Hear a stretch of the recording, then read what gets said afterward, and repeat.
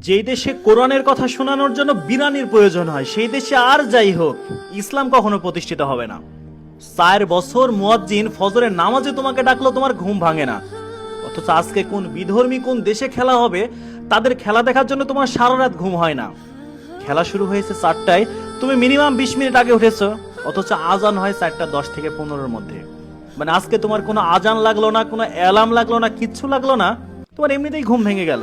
মানে ফজরের আজান হয় তুমি ঘুমিয়ে থাকো, এটা তো একটা পাপ করছোই। অথচ আজকে ফজরের আজানও হলো, তুমি ঘুম থেকে উঠলে কিন্তু নামাজ পড়তে গেলে না, বিধর্মী ব্রাজিলের খেলা দেখতে মগ্ন হয়ে থাকলে। কি হলো খেলা দেখে?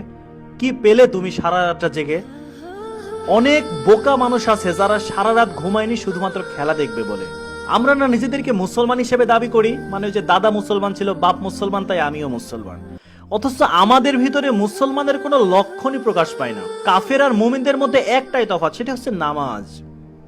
অথচ আমরা নামাজ পড়ি না কিন্তু নিজেদেরকে মুসলমান হিসেবে দাবি করি। মানে আমরা একদম অন্ধকারের মধ্যে চলে গেছি রে ভাই, একদম অন্ধকারের মধ্যে।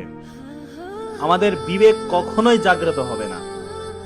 4 বছর পর পর খেলা, অথচ এই খেলার সময় তোমাদের ঠিকই মনে থাকে। অথচ প্রত্যেকটা দিন 5টা বার মুয়াজ্জিন তোমাকে মসজিদ থেকে ডাকতেছে, তোমার সেদিকে কোনো কানই থাকে না। হায় রে আমরা মুসলমান, হায় রে আমরা নামাজি।